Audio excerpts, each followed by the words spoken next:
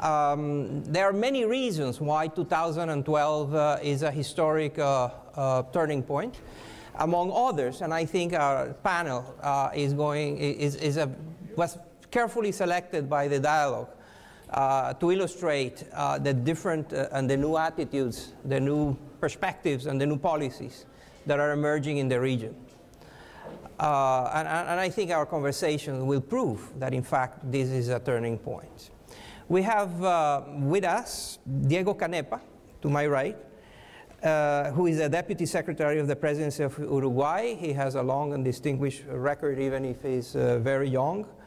Alejandro Hope from Mexico. He's the Director of Less Crime, Less Punishment, which is a joint public security initiative in Mexico. Before that, he worked at Mexico's intelligence agency on this subject. Luciana León is a congresswoman in Peru representing Lima. Before that, she was a member of the Congressional Women's Commission. Daniel Mejias is a professor of economics at the University of Los Andes, and he's co-editor of a recently published book, Anti-Drug Policies in Colombia, Successes, Failures, and Lost Opportunities. And Fernando Carrera is the Minister of Planning of Guatemala. As you know, Guatemala has had a pioneering role in trying to push for a different way of looking at this. I don't know if my instructions were to do this in Spanish or in English. Michael. Whatever you feel most comfortable. Yiddish.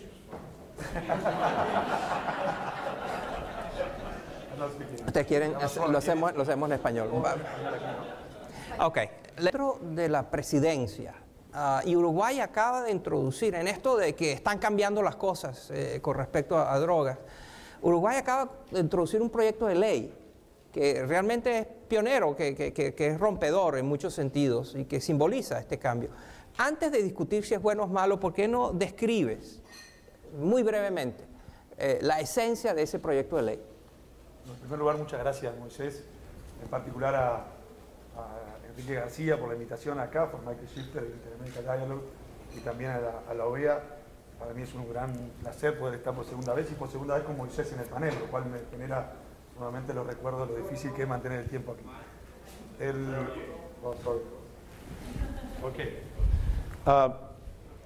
Nosotros, más allá del contexto en el que se da y la discusión, quiero aclarar dos cosas. En Uruguay hace 2 años que ya existen en el Parlamento Nacional con 3 proyectos de ley presentados por los 3 partidos mayoritarios, la oposición y el gobierno, proyectos para legalizar el autocultivo de la marihuana. En un país que hace más de 30 años no tiene penas al consumo de ninguna droga. Es un dato importante para entender. Uruguay hace más de 30 años que no se pena, no tiene ningún castigo penal el consumo de drogas. Sí el tráfico, sí la comercialización, sí la producción de las drogas. En este caso, una decisión dentro de un contexto de una política de convivencia y de seguridad del gobierno. Si bien, y quiero dar un segundo, el BID en su asamblea anual presentó a Uruguay como el caso de la mejor seguridad de América Latina, objetivamente en nuestro país, desde hace ya varios años es persistente el reclamo de la ciudadanía por los problemas de inseguridad y hay un aumento en la violencia de la sociedad que preocupa mucho al presidente. En ese marco, en la lucha contra el narcotráfico, es que presentamos un proyecto de ley que es muy simple, que dice que mantendrá la ilegalidad del comercio entre privados siempre y cuando no esté regulado y controlado por el Estado y se habilita la producción, comercialización, distribución y todo lo vinculado al negocio de la marihuana en el marco de una política de reducción de daños y de una política sanitaria del país, en el entendido que el consumo de marihuana es una adicción como otras drogas legales, como el alcohol y el tabaco, y debe ser tratado como un tema sanitario y no como un tema criminal. Eso es básicamente el proyecto de ley. Ministro Carrera, su presidente, el presidente de Guatemala, fue también un pionero en traer claramente y abiertamente la propuesta de comenzar a cambiar la política antidroga. Cuéntenos sobre eso, cuéntenos qué reacciones ha habido y cómo está viendo usted eso.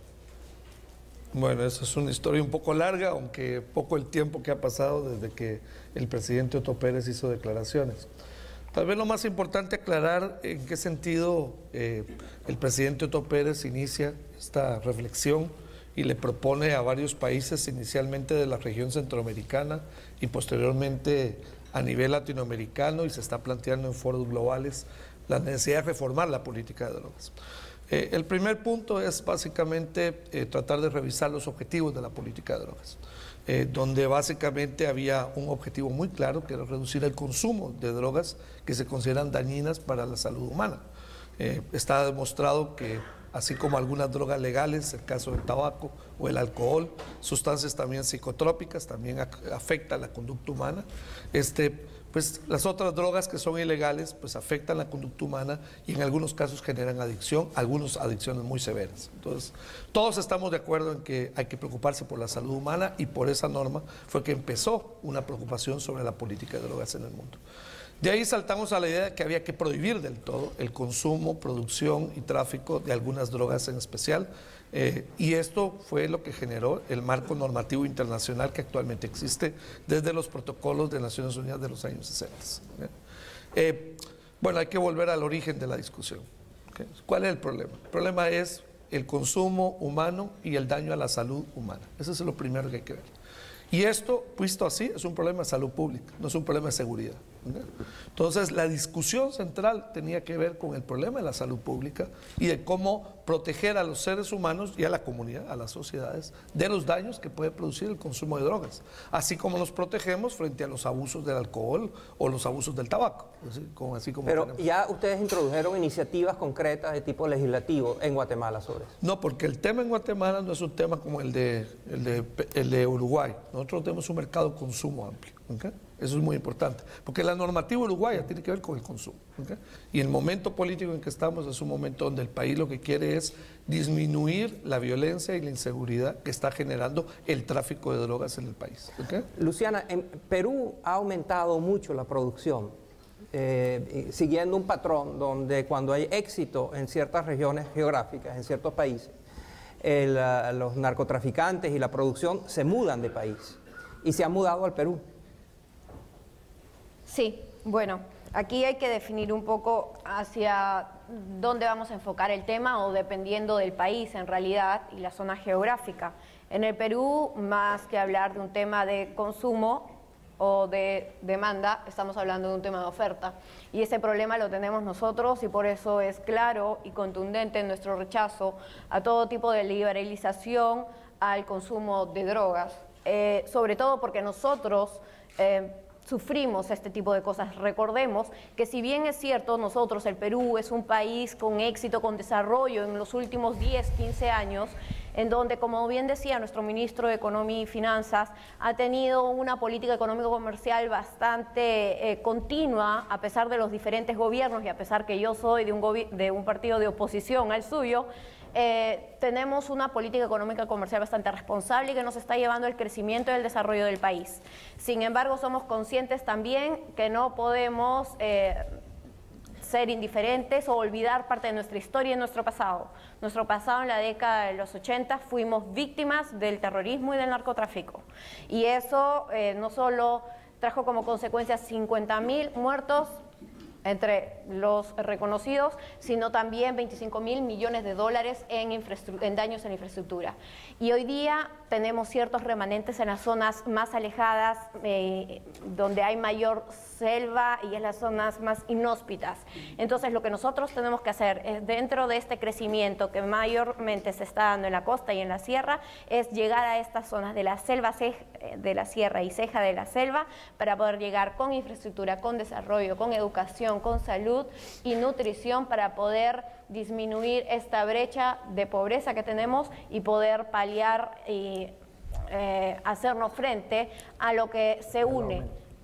En primer lugar, el terrorismo, y en segundo lugar, la pobreza unida a la necesidad del narcoterrorismo. Pero, Luciana, no hay ninguna actividad económica que sea tan lucrativa y que tenga unos márgenes como los que da la producción de drogas. O sea, la brecha no la vas a poder atender porque no hay nada que sea más rentable que producir hojas de coca. Seguro, 300 millones de dólares es lo que más o menos recibe por exportación de droga, frente a los 200 millones de dólares con la mayor producción e intensidad de exportación de espárragos, de algodón, de cualquier tipo de cultivo alternativo, no podemos paliar. Sin embargo, la única manera es poder hacer una política de inversión fuerte, contundente, como lo viene haciendo el gobierno pasado y en estas zonas de pobreza extrema, poder lograr llegar con infraestructura, educación O sea y que salud. Perú no estaría apoyando las iniciativas de Guatemala o las visiones En lo absoluto, porque como te digo, en la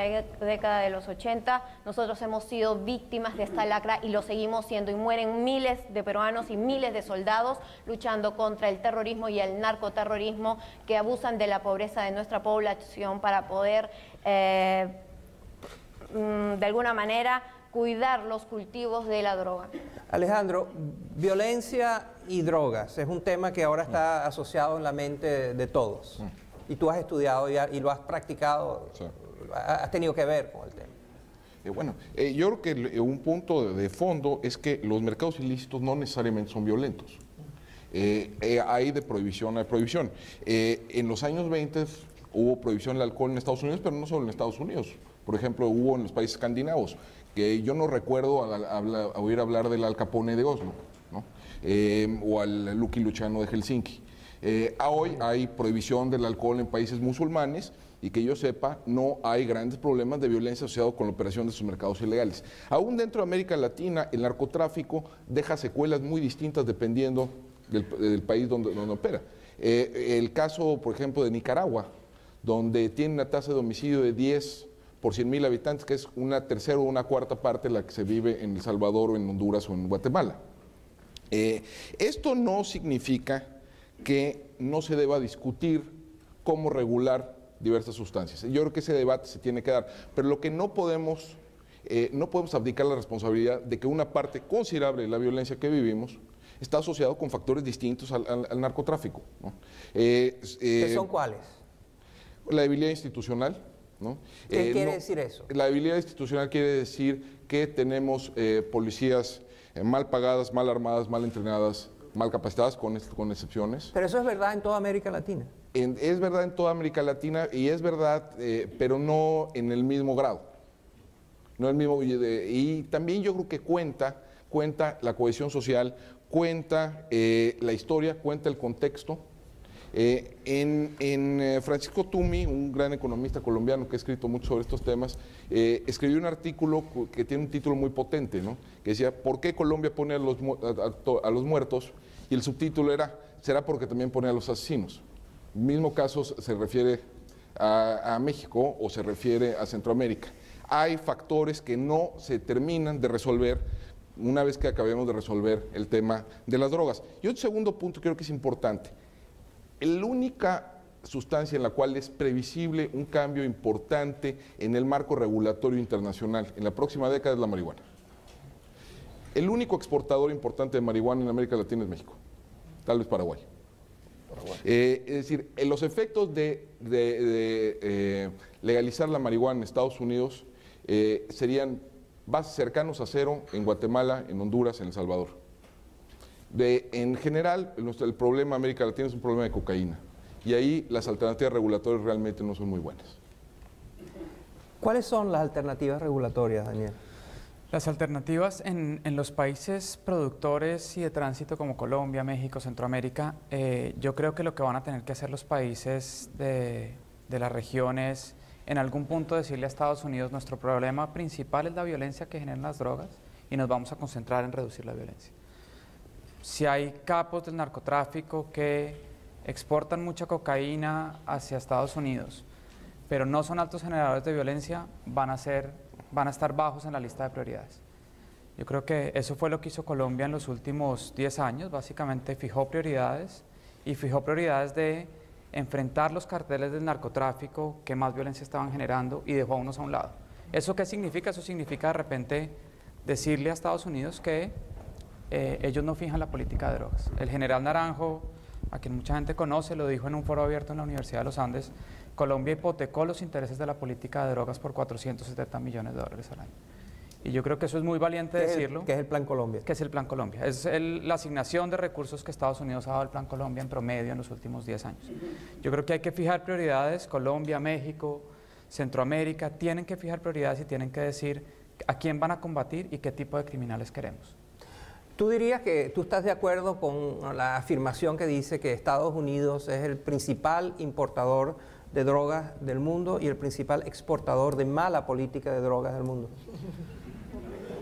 Sí. Hay que estar de acuerdo con esa afirmación, yo creo que eso es cierto. Déjame volver al punto de Fernando y al énfasis de que a pesar de que el consumo de drogas en toda Latinoamérica ha estado creciendo, el principal problema de Latinoamérica es el tema de producción y tráfico y la violencia asociada a la producción y tráfico.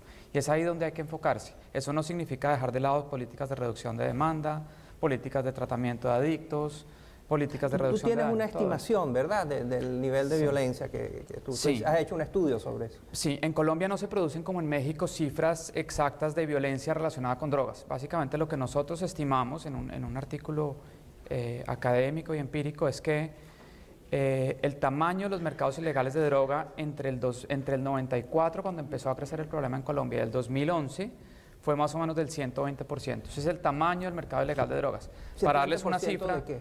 de 120% el crecimiento entre el 94 y el 2011. Para darles una cifra, a Colombia entran anualmente por concepto de producción y tráfico de cocaína más o menos 8 billones de dólares al año. Eso es el 2.3, 2.5% del PIB. Si el tamaño de los mercados ilegales de droga en Colombia no hubiera aumentado en esa proporción, hoy la tasa de homicidios sería 35% inferior. Es decir, tendríamos una tasa de homicidios de 23 por cada 100.000 habitantes en vez de una de 35, 36 que tenemos actualmente. Eso significa que Colombia, sin mercados ilegales de droga, sería un país latinoamericano promedio, porque la tasa de homicidios promedio en Latinoamérica es exactamente 23. Un país que no es un país latinoamericano promedio en cuanto a homicidios es Guatemala. Yo tampoco. Y está el tema que está planteado de que eso no tiene que ver con drogas, tiene que ver con otras cosas y que quizás ustedes están enfocando prioridades equivocadas. Ocúpense de mejorar la policía, no se ocupen de legalizar la droga. Estoy siendo provocativo y abogado del diablo, pero sería un argumento, ¿no? Sí, no te preocupes por ser provocativo, porque eso es lo que hemos estado haciendo en Guatemala por varios años, tratando de encontrar una respuesta a un problema serio, que es el problema de la violencia. Lo primero, muy importante, es que en Guatemala no creemos que todo el problema es drogas, ¿eh? La violencia tiene varias causas, una de ellas es las drogas. También hemos hecho estudios con la policía de cuánto del total de homicidios representan las drogas, como un 40% en total de homicidios. ¿Okay? No es bajo, es muy importante, no es todo tampoco. Aplicando nuevamente los datos, si nos vamos a la mitad, estaríamos sobre 15, 18 por, ¿cómo se llama?, por 100.000 habitantes, que es más o menos como sacamos la tasa de homicidios. Muy por debajo de lo que estamos hablando actualmente. La segunda cosa es que hemos logrado, a través de mejorar no solo la policía, la fiscalía, el sistema de justicia, reducir el número de homicidios en el país en los últimos 3 años. Tenemos 3 años consecutivos donde la tasa de homicidios se viene reduciendo. ¿Okay?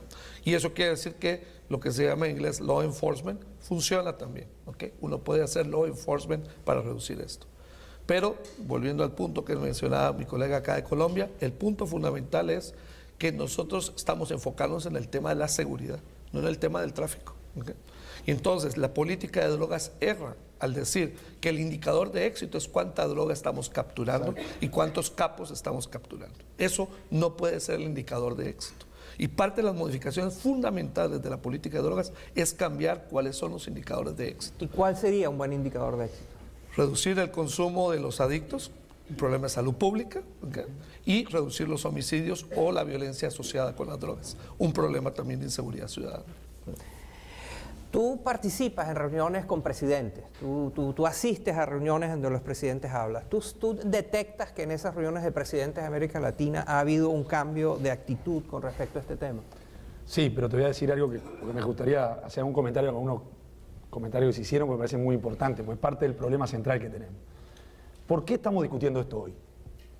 Porque evidentemente, en el caso de la política de drogas en América Latina y en Estados Unidos, que es la que ha fijado esa política, es quizás el único ejemplo de una política pública que fracasa permanentemente durante 40 años y seguimos insistiendo en hacer lo mismo. Einstein definía la estupidez humana como el repetir hacer lo mismo siempre e intentar lograr resultados diferentes.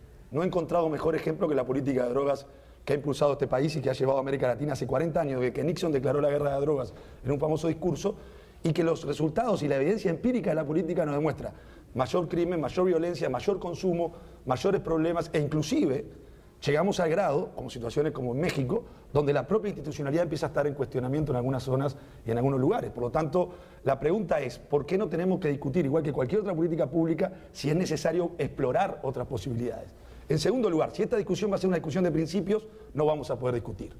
Si esto es un problema de buenos contra malos, donde en realidad estamos discutiendo en una guerra santa, donde estamos luchando contra la maldad humana, entonces no hay discusión posible de política pública. Es otra categoría de discusión. Solo no lo vivimos con esa pasión y esa visión, porque creemos que es un profundo error convencerse de que en realidad la lucha contra las drogas es una lucha del bien contra el mal. En realidad, ¿por qué se genera el mercado del narcotráfico un mercado tan atractivo y con tanta ganancia? Por la tasa de riesgo. Es capitalismo puro. Cuanto mayor riesgo, mayor ganancia. Cuanto más las políticas represivas se han generado, que ha generado esto, mayor ganancia en el narcotráfico y por lo tanto mayor riesgo, por lo tanto aumento de violencia, porque uno ante mayor riesgo generalmente tiene mayor violencia en estos temas y en general la tasa de ganancia ha aumentado enormemente en los últimos 15 años en nuestros países, en todos, los productores, los de tránsito, los consumidores, en todos lados. El presidente Santos lanzó la idea de que hay que abrir el debate, pero que él se sienta si alguien más invita a la fiesta. Yo creo que esto no debe ser así.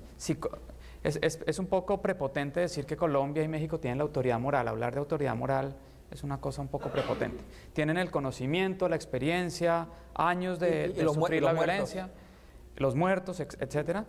Tienen que abrir el debate y tienen que sentar principalmente a Estados Unidos en la mesa. Y tiene que ser un debate que deje de estar basado en posturas ideológicas, porque así no va para ninguna parte. Tiene que estar basado en la evidencia y la recopilación de evidencia científica que hemos hecho en Latinoamérica sobre, de nuevo, qué funciona, qué no y a qué costo, es amplísima. Que en Washington la ignoran es otro tema, pero ahí está la evidencia científica sobre la completa ineficacia de las campañas de aspersión de cultivos ilícitos, sobre la violencia y narcotráfico, la relación entre violencia y narcotráfico en México y Colombia, en Centroamérica. Está toda la evidencia sobre, por ejemplo, cosas que sí funcionan como la interdicción. La interdicción, hay que decirlo, uno puede ser crítico a la política antidrogas, pero la incautación de grandes envíos de cocaína al exterior le pegan muy duro al negocio y es lo que en Colombia ha trasladado el negocio para otras partes.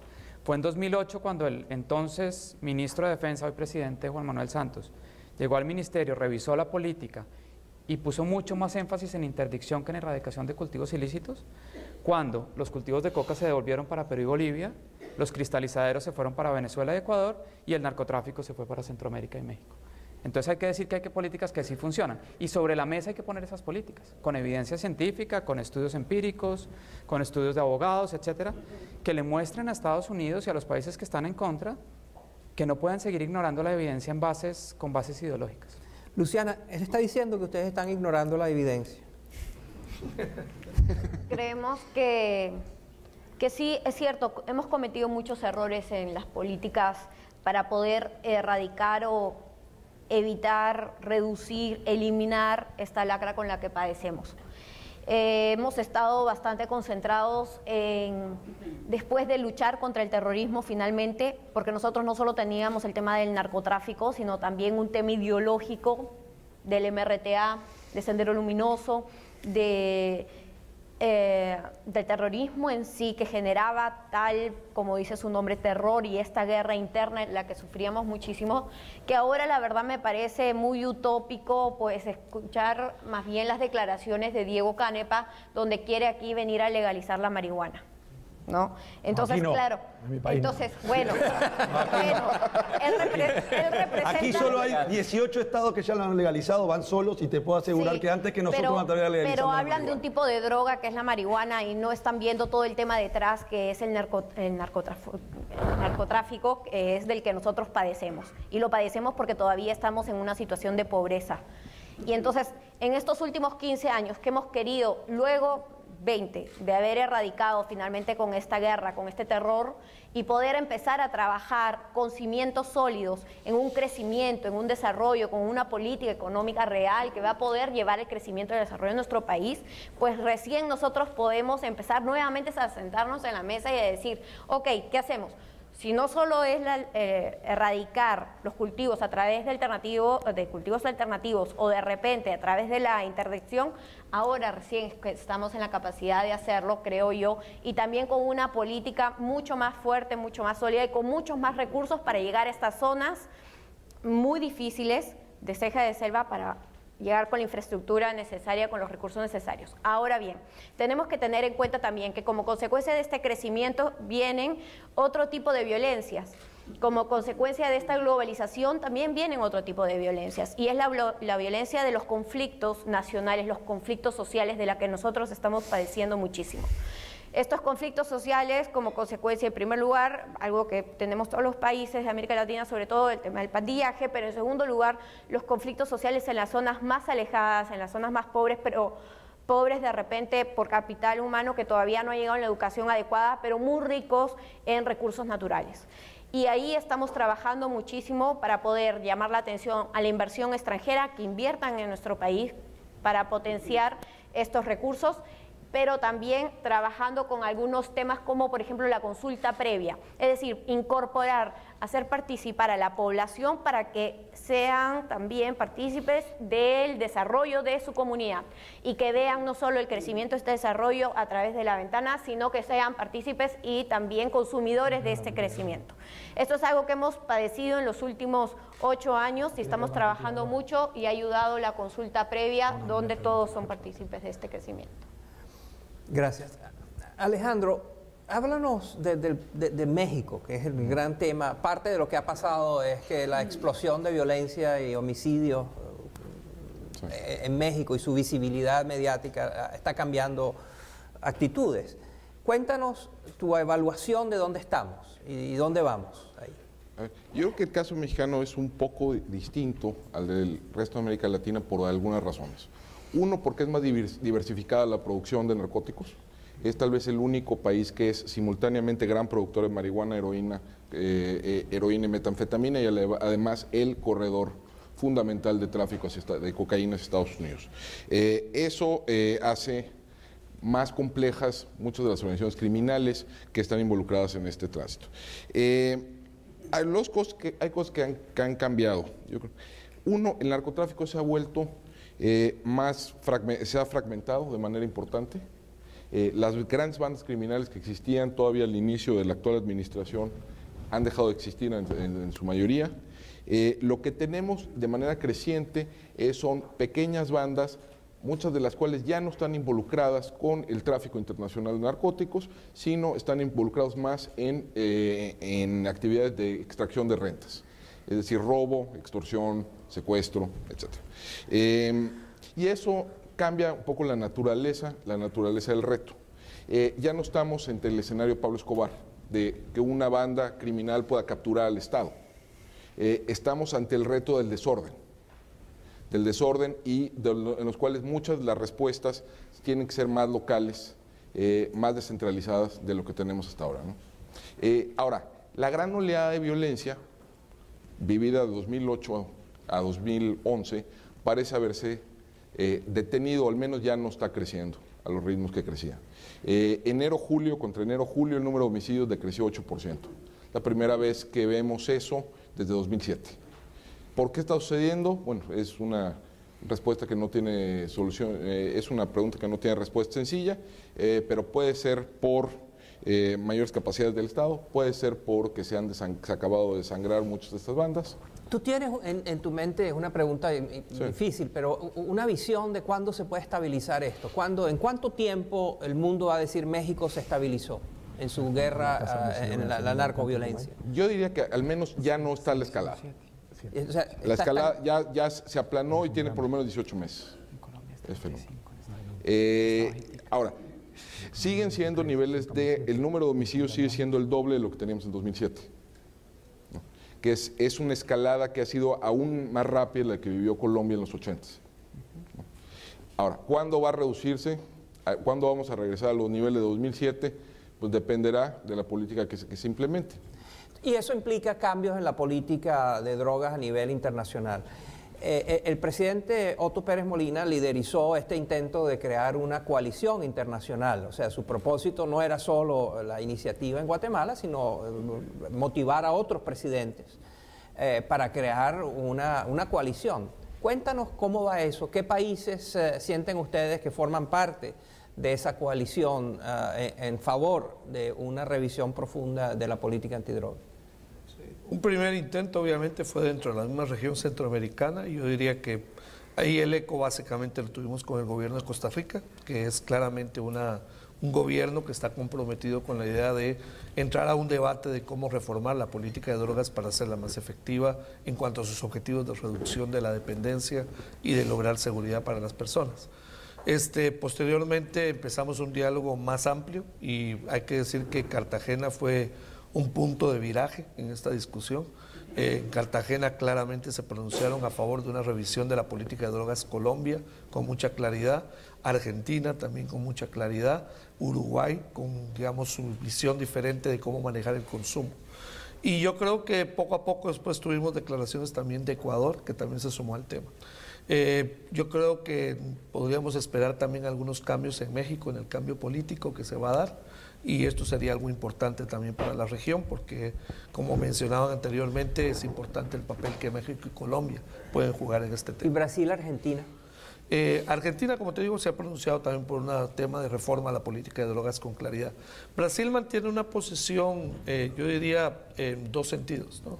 Por un lado, reconoce que hay un problema de salud pública importante y quiere entrarle porque, como se dijo más anteriormente en este foro, es el segundo país de mayor consumo de cocaína en el mundo, Brasil.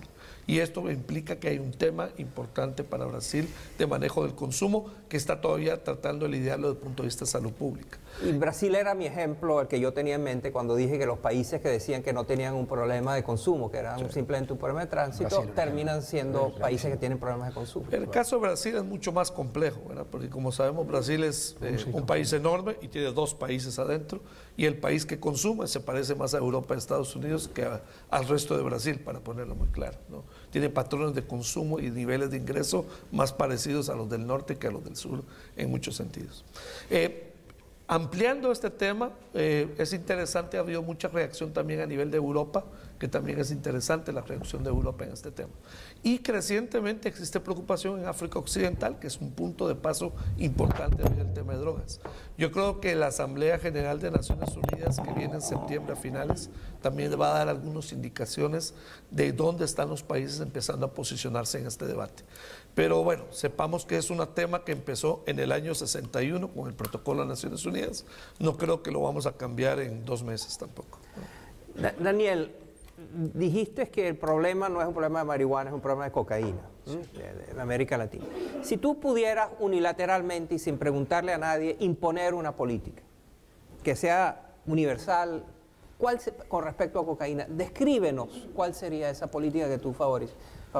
Yo creo que es una política de regulación, es un mercado, todos quisiéramos un mercado libre de drogas, libre de narcotraficantes, libre de violencia relacionada con este mercado ilegal. Nadie puede decir que las drogas no hacen daño. El consumo problemático de drogas es muy grave, es muy dañino. Hay que desmitificar que no todo el consumo de drogas es problemático y es dañino. Hay consumidores ocasionales que son perfectamente funcionales, como hay consumidores de alcohol que son funcionales y hay consumidores de alcohol que no son funcionales. Entonces es un problema de regulación similar a lo que se hizo con el alcohol, un problema de regulación. Entonces, en la práctica habría empresas privadas que producen cocaína.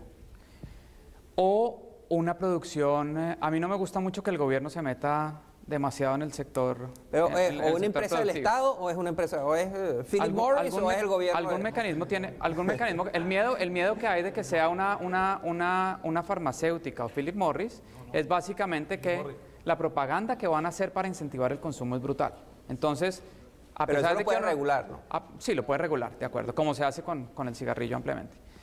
Y en el tema de consumo tratarlo como un problema de salud. Entonces habría una empresa, o bien del Estado o bien privada, que produce cocaína. Y las dos tienen costos. ¿Y la distribuye a través de los canales de supermercados, por ejemplo? No, tiene que ser unos canales de distribución mucho más regulados que los del alcohol para el caso de cocaína. En el caso de cocaína uno no puede producir cocaína para consumo personal. Montar un cristalizadero para procesar hoja de coca en clorhidrato de cocaína vale entre $500.000 y $1 millón. O sea, nadie va a montar un cristalizadero de estos para consumo personal. De pronto hay un par de personas en el mundo que lo podrían hacer. Pero generalmente no es como la marihuana, que la persona puede cultivar en su casa un par de arbolitos y tenerlo para su consumo personal. En cocaína no se puede. Siguiendo con el ejemplo, ¿cuáles son esos? O sea, ¿a dónde, si alguien quiere comprar cocaína, compra va a una farmacia? Tiene que ser con unos mecanismos de control de donde esté involucrado el sistema de salud público, los médicos, y sepa que hay unas personas a las que se les puede vender cocaína y hay otras a las que no. Es que existen los mecanismos, ya eso está inventado en muchos países del mundo en donde ha funcionado.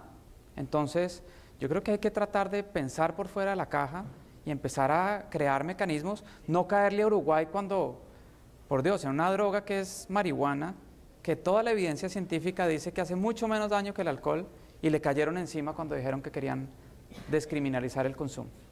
Por Dios, esto es una cosa, este es un laboratorio perfecto para ver qué efectos puede tener la despenalización del consumo. En vez de caerles encima y decir es que están violando las convenciones, es que se quieren salir de Naciones Unidas, no, hay que empezar a pensar por fuera de la bolsa, hay que empezar a traer alternativas sobre la mesa, hay que empezar a evaluarlas y mirar sus efectos y empezar despacio, de repente con marihuana a ver qué pasa. Sí, yo en primer lugar sobre el tema este de la Convención de Naciones Unidas, es gracioso porque Holanda tiene esto desde 70 y están las mismas convenciones que está Uruguay y no hay ningún problema. Yo creo que se ha hablado mucho con poco conocimiento. Pero ¿cuál es la droga más consumida? ¿Cuál es la droga más consumida? Se te cayó. Okay. ¿Cuál es la droga más consumida en Uruguay? Y seguramente en América Latina, el alcohol. ¿Cuál es la segunda droga más consumida? La nicotina, a través de cigarrillo. ¿Cuáles son las que generan mayor perjuicio en el sistema sanitario en Uruguay? El alcohol, no tengan ninguna duda, está relevado. El segundo, la nicotina. Yo dije en broma, no quiero Philip Morris, nosotros tenemos una demanda, Philip Morris hizo una demanda internacional contra Uruguay, yo tengo unas reuniones aquí en Washington por eso, en el marco del CIADI, que es el Centro Internacional para la Resolución de Disputas de Inversión, dependiente del Banco Mundial, por las políticas antitabaco de Uruguay, que son muy fuertes, son las más restrictivas de la región, una de las más restrictivas del mundo. Pero nadie en su sano juicio en Uruguay se plantea prohibir el consumo de tabaco o prohibir el consumo de alcohol. Sí hay muchas políticas y se gasta mucho dinero público en las consecuencias del alcoholismo, que es una enfermedad reconocida por la Organización Mundial de la Salud, y en lo que es el consumo abusivo, que no es alcoholismo, pero que genera otro tipo de política. En Uruguay ha pasado algo muy gracioso. Nos preguntan algunos legisladores, legítimamente, no, pero van a fumar marihuana, entonces ¿qué va a pasar cuando un médico fume marihuana antes de entrar a operar? Bueno, lo mismo que pasa si toma un vaso de alcohol, está prohibido. No se puede manejar tomando alcohol en Uruguay, la tasa es cero, la tasa más dura de América Latina. O sea, tú no puedes tomar absolutamente nada, es cero la tasa de alcohol por sangre para poder manejar. También se puede controlar la marihuana. Segundo, con respecto a los demás países, en Uruguay bastan, según los estudios más importantes, entre 200, 150 y 200 hectáreas para tener, en el invernadero para tener todo el consumo nacional, incluso más. Hay capacidad técnica de generar trazabilidad en la marihuana, no vamos a tener que comprarla a ningún lado, va a estar regulado por el Estado, se va a vender a través de licencias sectores privados, como hoy hago una pregunta, no sé en otros países, en Uruguay. Hay drogas mucho más duras que se venden bajo determinadas regulaciones. Por ejemplo, la morfina, que fue una droga muy importante al principio del siglo XX y generaba una cantidad de adicciones. Hoy en Uruguay, creo, quizás en otros países, bajo determinadas condiciones médicas, bajo un médico que hace la receta, se puede acceder a la morfina. Por lo tanto, ¿cuál es el problema de estar bajo esas mismas regulaciones, bajo el mismo control del Estado, ese tipo de drogas como la marihuana, que es mucho menos dura, mucho menos adictiva, por ejemplo, que la morfina, o como son las drogas de mayor crecimiento, por lo menos en Uruguay, lamentablemente, y sé que en Estados Unidos y en otros países, las metanfetaminas, que son quizá la droga que menos conversamos, menos hablamos y que la más crecimiento han tenido en los últimos años. Tenemos unos minutos para incorporar sus preguntas y puntos de vista, por favor. Como siempre, saben que, por favor, identifíquense, etc. Carlos Indacochea, George Washington University. ¿No? Creo que le llega el micrófono. Carlos Indacochea, George Washington University. Hay varios aspectos del problema del narcotráfico que nunca se tocan o sobre los que no se hace énfasis y que probablemente ponen en cuestión la hegemonía de la política norteamericana. Primero, la violencia y el tráfico desaparecen en la frontera de México hacia los Estados Unidos. Los consumidores parece que van a las playas o a los aeropuertos a recoger la droga. No hay narcotráfico en Estados Unidos. Segundo, a los narcotraficantes no les gustan las drogas. Es más, en el negocio es muy mal visto que el traficante consuma. Lo que le gusta a los narcotraficantes es el dinero. Y la culminación del negocio es cuando el dinero se lava y se legitima. El primer sector financiero que lava dinero al narcotráfico es los Estados Unidos, según ha dicho el embajador Powell hace 2 sesiones aquí. El lavado de dinero en Estados Unidos se combate muy débilmente, muy mal y no es lo suficientemente transparente. Ok, gracias. Creo que la pregunta, vamos a tomar varias preguntas, pero creo que esa pregunta esencialmente se autoexplica, tiene que ver con la pasividad o lo que sucede en Estados Unidos con respecto a eso. Les ruego que por favor hagan preguntas, y si es posible, pueden ser breves, lo prefiero. Señor, aquí enfrente usted había pedido la palabra. El micrófono. Gracias por la oportunidad, felicitaciones. Soy Walker San Miguel, exministro de Defensa de Bolivia. Y la pregunta es para Daniel, Diego, para Luciana también.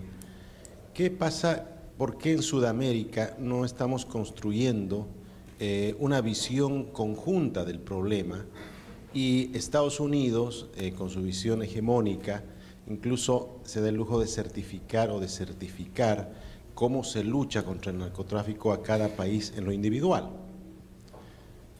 Considero que las iniciativas de la creación del Consejo de Defensa Sudamericano, por ejemplo, y la que lanzó el presidente Lula en su momento de un Consejo Regional de Lucha contra el Narcotráfico, podrían ayudar muchísimo a esa visión común, de tal manera que también podamos tener una voz conjunta frente a Estados Unidos. Gracias. Allá. Antonio Monroy, del bufete de Laza Monroy y Bebe.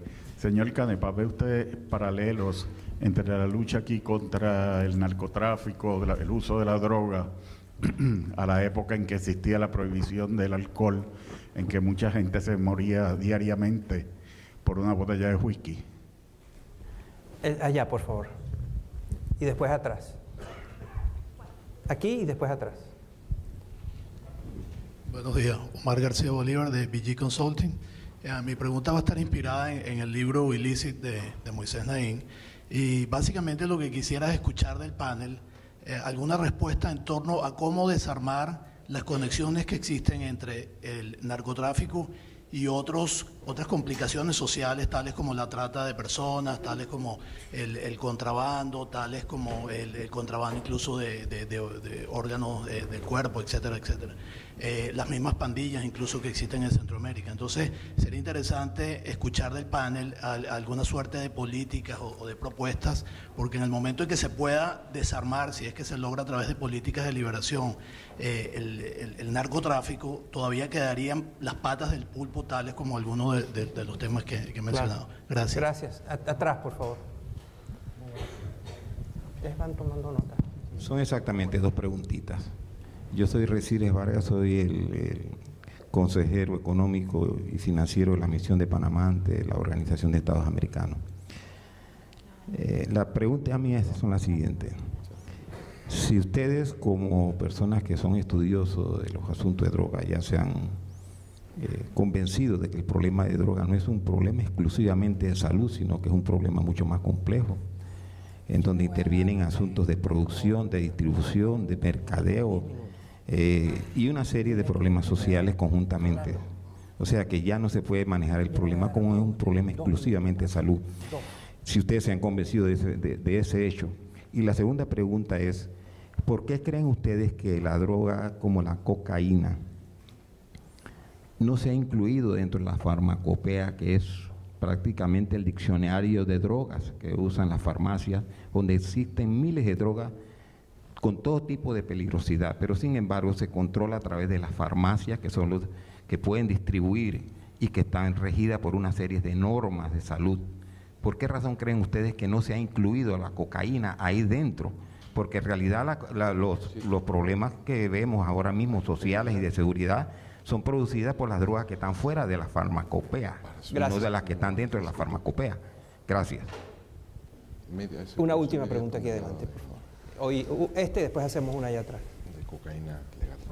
Gracias. Mi pregunta, sabemos que todas las organizaciones involucradas en el narcotráfico también tienen una tendencia de estar involucradas en otras cosas, secuestro, robo, extorsión, etcétera, etcétera. Entonces, si cambiamos una parte de sus actividades desde lo ilegal hasta lo legal, dando cuenta que siempre hay problemas con este asunto de lavado de dinero, ¿cómo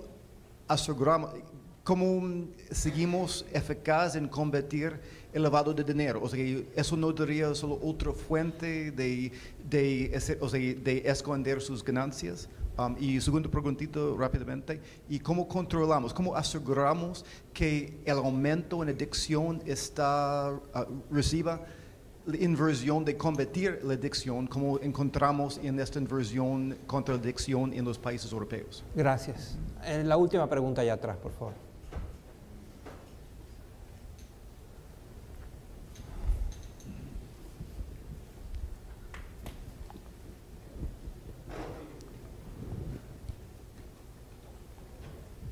La pregunta va para el señor Fernando Carrera, bueno, para el panel. Mi nombre es Neftalí Llanes, de Aliados por la Democracia de El Salvador. Me gustaría conocer cuál es la opinión o qué valoración hacen con respecto al empoderamiento que ha tenido el narcotráfico con los partidos políticos de la región, ya que están incidiendo mucho en tomar el control de los poderes del Estado. Solamente, gracias. Gracias. Es una gran pregunta y creo que es importante, que tiene que ver con el financiamiento de las campañas políticas por parte de los criminales. Les voy a dar 2 minutos a cada uno para que responda la parte de las preguntas que les parezca más relevante para su experiencia y puntos de vista. Comencemos allá. Okay. A ver, sobre por qué hay violencia del lado mexicano y no del lado estadounidense, o del lado latinoamericano y no del lado estadounidense, las instituciones cuentan. Y no, insisto, la presencia de flujos de tráfico ilícito no necesariamente genera violencia. Les doy un ejemplo. Por Turquía pasa 75% de la cocaína que alimenta el mercado europeo. Su tasa de homicidio es 2.9 por 100,000 habitantes, que es 8 veces menos que México y 10 veces menos que Colombia.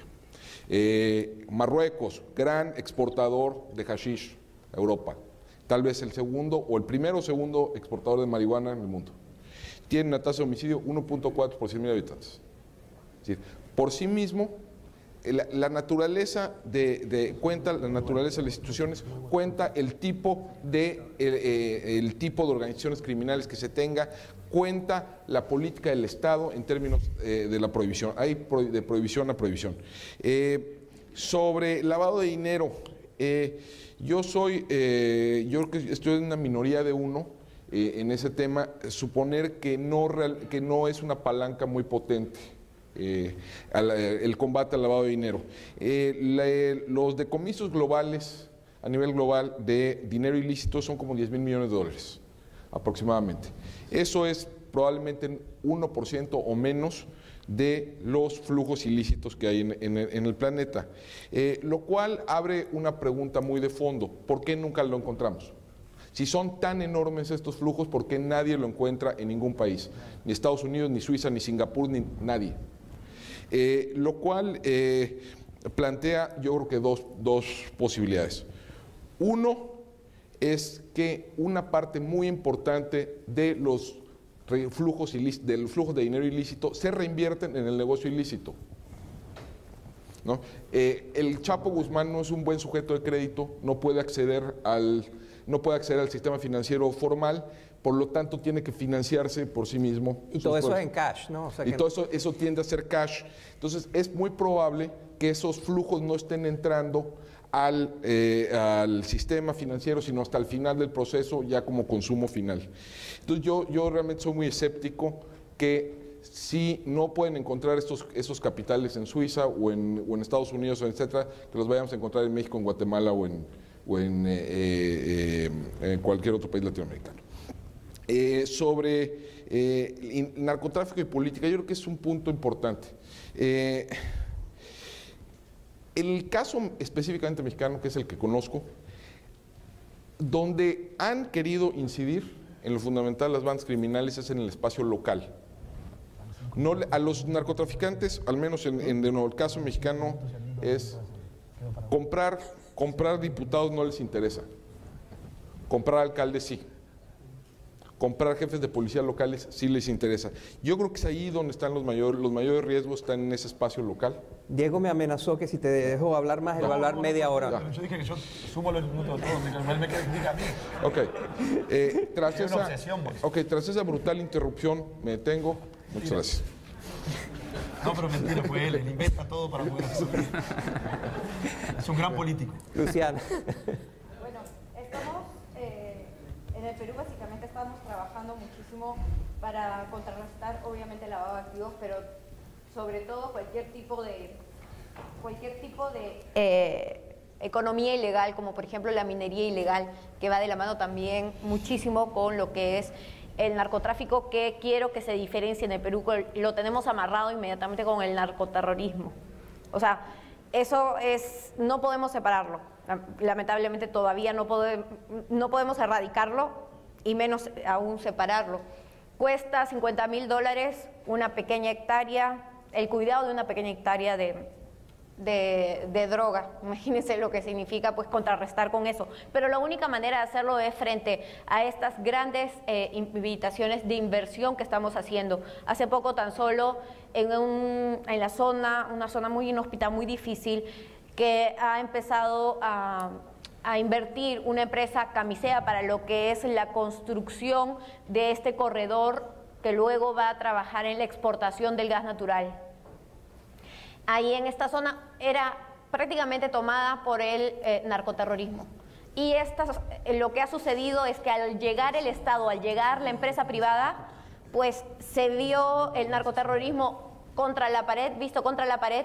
Hubieron algunos cuantos conflictos, pero se han, por un lado, erradicado y por otro lado, desaparecido, al menos en esta zona. Entonces, esa es la mejor y la única política que nosotros podemos hacer. Obviamente, creemos que Estados Unidos no hace el 100% del trabajo, pero sí nos ha ayudado en hacer gran parte del trabajo, como por ejemplo, con información cruzada, poder agarrar a uno de los capos que hacían el narcotráfico en el Perú, y esta persona se encuentra hace más de 5 años en la cárcel, y uno que era un alcalde con quien trabajaba de la mano también están, digamos, ya captados y obviamente presos y sin libertad, pero creemos que no hacen todo el trabajo en su zona, pero sí nos han ayudado en hacerlo en la nuestra, y la mejor manera y la solución para nosotros poder erradicar contra estas lacras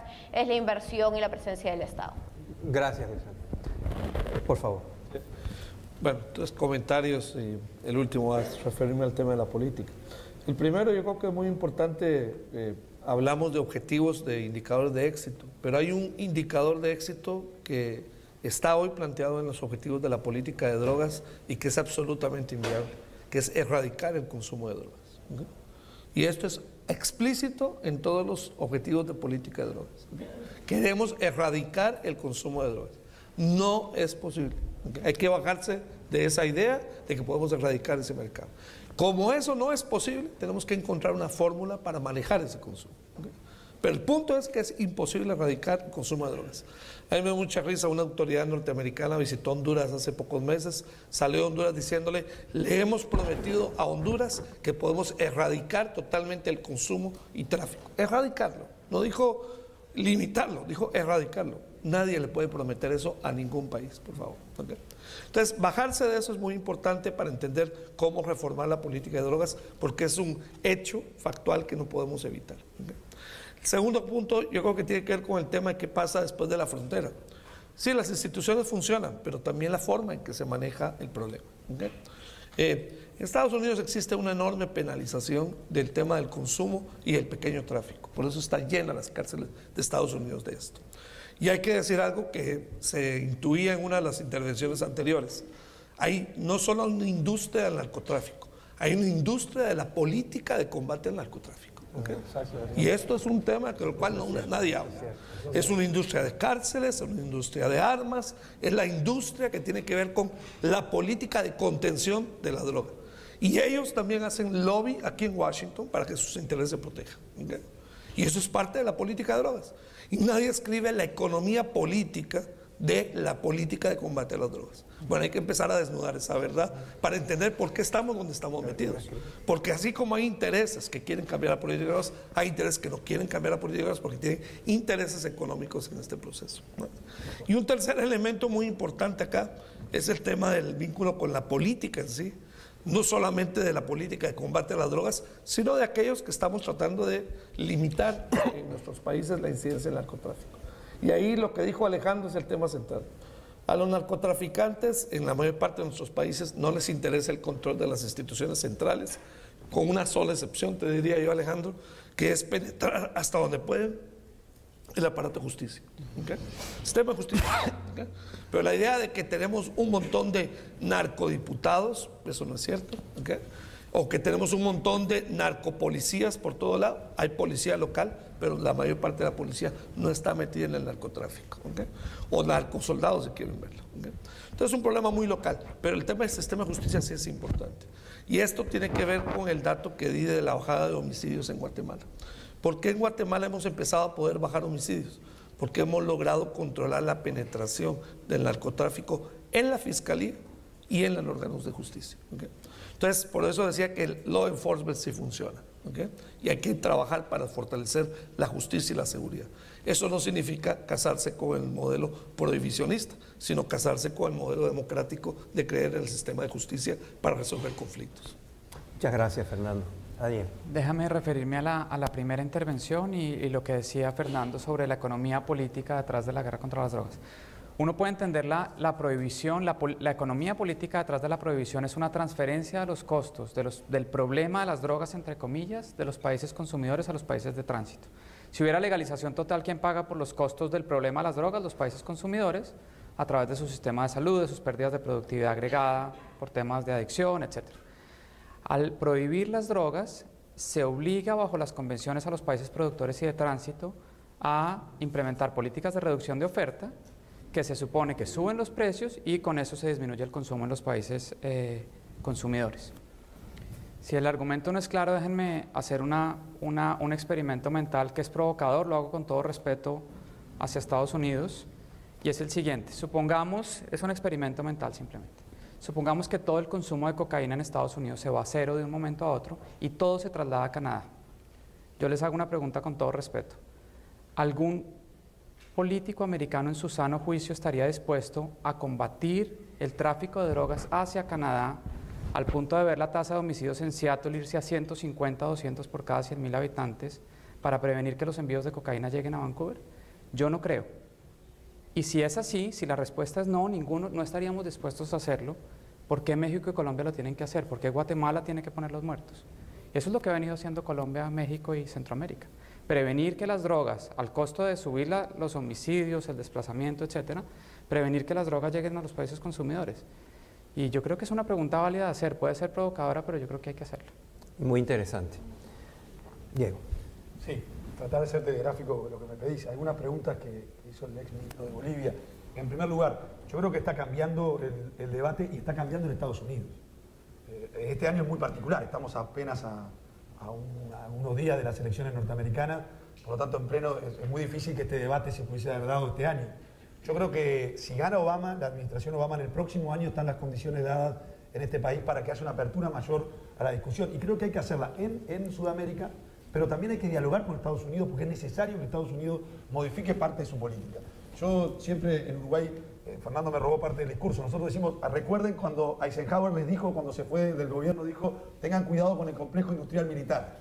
Hay que tener cuidado también con el complejo industrial vinculado a la economía política de la lucha contra la droga que decía Fernando. Creo que es muy importante la cantidad de intereses que hay en Estados Unidos vinculados a mantener esta misma política, porque si no, en un país donde la evidencia de las políticas es tomada como un paradigma en muchas políticas públicas de desarrollo de Estados Unidos, ¿cuál es la explicación de que insista en una política que ha generado enormes perjuicios para América Latina y para Estados Unidos?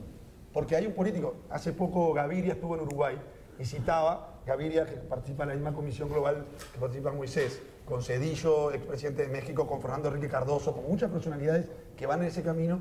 Hay un político norteamericano muy de derecha, Pat Robertson, que dijo hace unos días, hace unos meses, y tuvo poco impacto. Dijo, tenemos que parar esta política de drogas porque no aguantamos más con las cárceles y gastar tanto dinero en cárceles en Estados Unidos. Es una visión del otro lado. Pero empieza a haber yo creo que empieza a haber un país que tiene 18 estados que aceptan la marihuana como uso medicinal y que todos sabemos, no nos enojemos, que es un eufemismo. Que en muchos estados es un eufemismo. Conseguir la droga, si era un amigo médico que le dé una receta y consiguen la droga no para el glaucoma, lo consiguen para consumir naturalmente. Ese debate yo creo que va a avanzar en Estados Unidos y nos va a permitir discutir de otra manera en América Latina, que también están muy vinculados a esos intereses, algunos sectores de las sociedades y de los gobiernos, fundamentalmente los aparatos de seguridad de los países en Latinoamérica están muy vinculados a estas agencias y a estos aparatos de seguridad, a mucha plata que viene para este tipo de política. Con respecto a la pregunta de si esto es comparable a lo que fue aquí en la prohibición del alcohol, es comparable en que el paradigma prohibicionista es la discusión. Aquí el problema no es si la droga es buena o mala, es mala, como es malo el alcohol, como es malo el cigarro. El problema es si el prohibicionismo, como una política de principio, donde ir en contra del prohibicionismo es poco menos que una falta ética o una falta moral, ha dado los resultados. Primero que no lo ha dado, y yo creo que ahí hay un paradigma común en dos resultados. Como un ejemplo. Aquí si uno se toma el trabajo de ver el debate de la salida del prohibicionismo en Estados Unidos en el Congreso norteamericano, los que seguían en contra de poder legalizar nuevamente el consumo de alcohol decían que el problema es que iba a aumentar enormemente el consumo de alcohol, que era un problema en Estados Unidos. No sucedió. También lo mismo decían en Portugal cuando inició su política. No sucedió. Por lo tanto, la evidencia ha demostrado que la regulación fuerte del mercado y las políticas sanitarias han sido una respuesta más efectiva. ¿Por qué creemos nosotros en Uruguay que tenemos que transitar ese camino? Por eso mismo, por la evidencia nos ha demostrado. Ahora, ¿eso significa que nosotros estamos convencidos de que esta va a ser la solución definitiva? No. ¿Esto significa que sabemos exactamente cuál va a ser la respuesta que va a haber? No. Lo que sí estamos dispuestos a recorrer ese camino, a explorarlo y a ver si la evidencia demuestra que esta nueva política tiene mejores resultados para la seguridad, para los aspectos sanitarios y, por supuesto, tampoco queremos ni liderar ni dar ejemplo a ningún otro país de América Latina. Simplemente estamos convencidos que en la realidad de Uruguay es muy necesario modificar esa política porque nuestra evidencia demuestra que están dadas las condiciones para poder generar ese cambio de política y creemos que va a ser exitoso. Ahora, somos muy pragmáticos. Nosotros creemos en la evidencia de las políticas públicas, no solamente en los objetivos ideologizados. Estamos convencidos que es lo mejor para Uruguay. No sabemos si es para todos así. Yo comencé esta sesión con la audaz afirmación de que el 2012 era un año que iba a pasar a la historia, como un año de cambios en la política de drogas. Y no solo en la política, digo yo, sino en la percepción y el cambio donde empieza a haber una zona de conversación que hace unos años era imposible. Nosotros venimos de décadas donde el debate maniqueo, extremo, simplista y dañino ha sido entre prohibición y legalización. Y resulta que, como acabamos de oír hoy, aparece la nueva realidad que es mucho más inteligente, que es la experimentación. Es entender que la prohibición no funciona, no ha funcionado, no funcionará. También es entender que la legalización no funciona, no ha funcionado, no funcionará. No hay tal cosa como la legalización de todas las drogas todo el tiempo, para todo el mundo, en todas partes. Eso nadie lo está proponiendo. Pero ese es el debate que habíamos tenido. Todo prohibido todo el tiempo para todo el mundo, o todo permitido todo el tiempo para todo el mundo. Era un debate que llevaba a nada, llevaba a las políticas fracasadas de 40 años de intentar siempre lo mismo, como decía Diego, y no tener ningún resultado. Esto ha cambiado, y ha cambiado por muchas razones, y hoy creo que el diálogo interamericano nos ha dado una gran contribución, y los patrocinantes de este evento, porque nos han traído voces que no hubiéramos oído. Esta conversación, nosotros hemos tenido sesiones de este tipo muchos años. Esta conversación y una conversación como esta no la hemos tenido. Yo tengo años dedicado a este tema y he participado en más paneles de este tipo de los que quiero recordar, y tienden a ser aburridos, repetitivos y fastidiosos e inútiles. Este es diferente. Yo en este sentido y gratamente sorprendido de ver voces diferentes que plantean cosas diferentes y puntos de vista muy interesantes que confirman que este es un año que va a ser importante en cuanto a la transición. Por favor, acompáñenme en agradecer a Diego Canepa, Alejandro Hopp, Luciana León, Daniel Mejía, Fernando Carrera, las lúcidas ideas que nos han compartido. Gracias.